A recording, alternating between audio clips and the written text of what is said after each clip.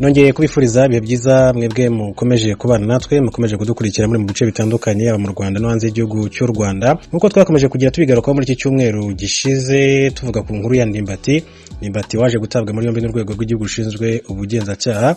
Hanyuma uyu munsi hari amakuru yacaracaye ku mbuga nkoranyambaga avuga yuko bwana Ndimbati yaba yarekuwe n'urwego rushinzwe ubugenzacyaha. Gusa magingo angaya urwego rw'igihugu rushinzwe ubugenzacyaha RIB rukaba rwatangaje ko amakuru avuga yuko Uwihoreye Jean Bosco uzwi nka Ndimbati yafunguwe atariyo. Umuvugizi warwo Dr Murangira Bitieri akaba yagize ati aracyafunze by'agateganyo, ati perezida arakomeje ku cyaha akekwaho cyo gusambanya umwana, ati kandi ibimenyetso bifatika bituma agumya gufungwa, ati ndetse no gukomeza gukurikiranwa kuko yakoze iki cyaha, ati dosiye ye irashyikirizwa ubushinjacyaha mu gihe cyagenwe n'itegeko nk'uko umuvugizi wa polisi umuvugizi w'urwego rw'igihugu rushinzwe ubugenzacyaha akomeje kugenda bigarukaho. Kwa kane cyumweru gishize nibwo Ndimbati uzwi muri filime y'urwenya ya Papa Savata muri yombi n'urwego rw'igihugu rushinzwe ubugenzacyaha RIB mbere yo kujya gufungirwa kuri sitasiyo y'urwego rwa Rwezamenyo cyangwa se ahazwi nk'Imirambo. Umuvugizi wa RIB Dr Murangira Bitieri icyo gihe yavuze ko Ndimbati akekwaho icyaha cyo gusambanya umwana nyuma y'uko hari umugore witwa Kabayizi Fridausi washinjaga Ndimbati kumusindisha mbere yo kumutera inda yavutsemo impanga z'abakobwa. Uyu mugore rero ukomoka mu karere ka Gisagara mu ntara y'Amajyepfo yavugaga ko Ndimbati yamuteye inda afite imyaka 17 y'amavuko. Uyu rero avuga ko icyo yifuza ari uko Ndimbati yita ku bana babyaranye dore ko yamushinjaga kumutererana. Makuru yakwirakwiye ku mbuga nkoranyambaga uyu munsi yavuga ko Ndimbati yarekuwe kuri wa mbere, gusa abo hafi ye barimo n'umunyamategeko yemeza ko agifunze. Mu gitondo cyo kuri wa mbere Ndimbati kandi akaba yitabiriye ibazwa kuri Isange One Stop Center, gusa ahava asubizwa kuri sitasiyo ya RIB ya Rwezamenyo aho amaze iminsi afungiye. Ni makuru rero yakomeje kugenda agarukwa. Mu yandi makuru, Ambassador Karega ni uhagarariye inyungu z'u Rwanda muri Kongo yasubije abanyekongo bavuga ko batewe ubwoba n'amagambo ya Perezida Paul Kagame aherutse gutangaza mu minsi mike ishize. Ambassador y'u Rwanda muri Kongo Kinshasa Vincent Karega yasubije abanyekongo bavuga ko batewe ubwoba n'amagambo ya Perezida Paul Kagame, avuga ko uburyo bayasobanuyemo uhabanye n'ibyo we yashakaga kuvuga. Ambassador Karega bigarutseho mu kiganiro cyihariye aheruka kugirana n'ikinyamakuru cyitwa Uragan.cd. Amagambo ya Perezida Paul Kagame bavuga ko yabateye ubwoba nayo yavuze ku itariki y'umunani Gashyantare 2022 ubwo yaramaze kwakira indahiro ya Minisitiri w'ibikorwa remezo Dr Nsamana Ernest n'umunyamabanga wa leta muri Minisiteri w'ibikorwa remezo Engineer Uwase Patricia. Perezida Paul Kagame icyo gihe yakomoje ku kibazo cy'imitwe yitwaje intwaro iri mu karere cyane ifite umugambi wo guhungabanya umutekano w'u Rwanda irimo nka FDLR, Rudurunana, avuga ko kigomba gukemuka uko byagenda kose atitaye ku buryo bizanyuramo. Agize ati hari aho twinginga, hari aho twumvikana, hari aho dusaba, hari naho iyo byarenze umurongo tutagira uwo dusaba tugakemura ikibazo uko gikwiye gukemuka. Umukuru w'igihugu wasaga n'uwitsa cyane ku mutwe wa FDLR yavuze ko bakiri muri izi nzira zo kumvikana nabo iki kibazo kireba, gusa avuga ko nibananirwa kumvikana kandi gishobora guhungabanya umutekano w'u Rwanda rukazakora ibyangombwa rusabwa byose haba habaye ubwumvikane cyangwa se butabayeho. Ambassador Vincent Karega agaruka kuri aya magambo ya Perezida Paul Kagame yavuze ko abanyekongo basobanuye nk'aho u Rwanda rwaba ruteganya gutera igihugu cyabo bayasobanuye nabi. Ati rero basobanura ibintu mu buryo bwabo ndetse bunabanye n'ibyavugwaga. Perezida Paul Kagame nta gihugu na kimwe cy'abaturanyi yabwiraga usibye imitwe yitwaje intwaro n'iyiterabwoba iri mu karere. Ambasaderi Karega kandi yavuze ko ibikorwa bigamije gutanga igisubizo ku bibazo n'ibitero by'abanyekongo bagabwaho ibitero n'imitwe yitwaje intwaro bizaturuka kuri bo ubwabo ndetse n'uburyo bazakira abazaba baje kubafasha guhangana n'ibi bibazo. Yunzemo ko ubutumwa bwa Perezida Paul Kagame busobanutse. Perezida Paul Kagame ubwo yari mu ngoro y'inteko ishinga amategeko yagaragaje ko umutwe wa FDLR bishobora kuzarangira uhuje imbaraga na ADF urwanya ubutegetsi bwa Uganda mu rwego rwo kwagura imikorere mu bikorwa by'iterabwoba imitwe yombi ihuriyeho. Ambasaderi Karega ubwo rero yabazwaga niba nawe yababona iriya mitwe ishobora kwihuza, yavuze ko impungenge z'uko iriya mitwe y'iterabwoba yakwihuza cyangwa se ikagirana imikorane zihari. Yavuze ko cyakora izi mpungenge zibanzweho mu myanzuro y'inama ya 10 y'abakuru b'ibihugu mu rwego rukurikirana ishyirwa mu bikorwa ry'amasezerano agamije amahoro n'umutekano hagati ya RDC yabereye Kinshasa mu kwezi gushize. Karega yunzemo ko abakuru b'ibihugu bagaragaje ugushyira imbere ubufatanye bw'akarere by'umutekano ndetse bakanashimangira mu rwego rwo kugera ku mahoro arambye n'iterambere mu karere k'ibiyaga bigari.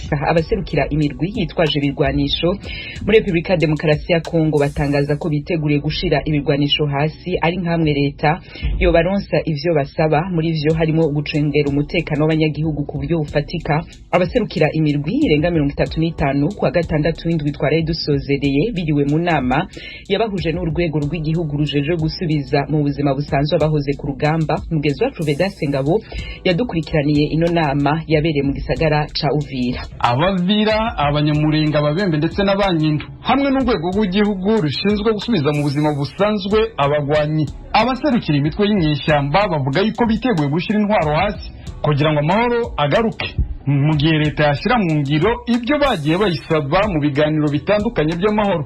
Jeremy Rukoberwa yavuye muri teritwari ya Fizi aserukiye Mayimayi Mulumba.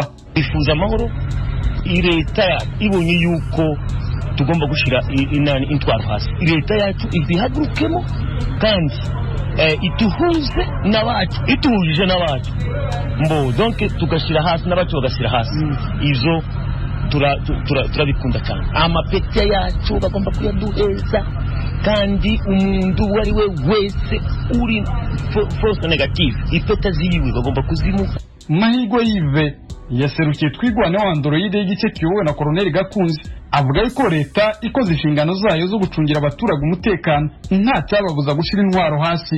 Icyo dushaka yuko bakomeza bakagira bino biganiro kugira ngo tugire amahoro, kandi FARDC ikatuja hagati ikatuganiriza ari baba groupe Mayimayi ari natwe twirwaneho turwanirira abavyeyi bacu, kandi ivyo ntivyoshoboka ngo dushire imbunde hasi nta kintu gihindutse. Yindi recommandation barabushe FARDC idufatira abahungu bacu, harumwe bafatiye ngo ni Bonere bamufatira mu Minembwe, uwundi bamufatira ibukavu, ubu bari Kinshasa. Dushaka rero babagarura, iyo niyo singe dushaka y'amahoro. FARDC nigende iganirize Mayimayi subireyo kikazira kudutera, natwe dusubireyo tukaza tuza gutera force ya Mayimayi. Gusa umuyobozi ushinzwe gahunda y'igihugu ishinzwe kwambura abagwanyi intwaro Tommy Tambwe avuga yuko muri gahunda ihari nta bagwanyi bazashira mu gisirikare cy'igihugu, ko ahubwo gahunda ihari ariyo kubashyira mu buzima busanzwe hanyuma bakazafashwa mu gukora imishinga izabafasha mu kwiteza imbere. Ruvuzangoma Senkadi ni umuyobozi wa sosiyete sivile mu Minembwe asanga ari cyo leta ya Kongo yakora kugira ngo abagwanyi bashyire intwaro hasi. Banyagaga, bamburaga abaturage ibyabo, bategaga abagenzi mu nzira, bafataga inka z'abantu bakazitwara bikaba ibyabo, nibwo butunzi bwabo bari bafite kubera intwaro zabo. Mu gihe rero bemeye kureka izo nzira bagataha, ni ngombwa ngo bashike mu rugo aho batahiye babone ubundi buzima bubafasha kubaho. Urugero natanga nk'abantu ba hano Uvira na Fizi bafite ikiyaga cya Tanganyika, niba bigisha imyuga yo kuroba ubwo bazaronka amafaranga n'uburyo batunga imiryango yabo bitewe n'uburovyi bari gukorera mu kiyaga cya Tanganyika. Abantu bo muri Mwenga Itombwe bashaka kuja mu buhinzi n'ubworozi n'ahantu hororwa inka n'amatungo magufi yandi. Aba bagwanyi bari bitabiriye ibiganiro bavuga ko bishimiye gahunda nsha leta igiye gutangiza yo kubashira mu buzima busanzwe, kuko irimo imishinga izabafasha mu kwiteza imbere ndetse no guteza imbere uturere batuyemo. David Bubasha ni umuyobozi w'ishyirahamwe rya JDS atangaza yuko bateguye ibi biganiro byo gushaka amahoro kubera umutekano muke uri mu turere twa Fizi, Uvira na Mwenga. Amashyirahamwe yigenga muri raporo zayo zitandukanye avuga yuko muri utu turere twa Fizi, Uvira na Mwenga habarirwa imitwe y'inyeshyamba irenga 90. Vedaste Ngabo ku bw'Ijwi rya Amerika, Uvira Mutara Kivu y'Epfo. Vedaste Ngabo urakenuye. Leta y'u Burundi yemeje umugambi mushasha wo kunganisha imishahara y'abakozi bose ba leta bafise urupapuro rumwe rw'umutsindo. Leta ihumuriza ko atamukozi wayo numwe azogabanirizwa umushahara, ahubwo ko abenshi bazowudugirizwa.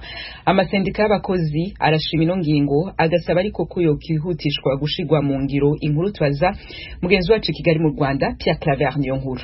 imari kuvyerekeye imishahara y'abakozi ba leta mu Burundi zimaze imyaka irenga 10. Ubu leta yafashe ingingo mu nama shikiranganje kwico kibazo gitegerezwa kuva mu nzira kugira ngo abakozi ba leta bafise urupapuro rw'umutsindo rungana bahembwa umushahara ungana aho boba bakorera hose mu kazi ka leta.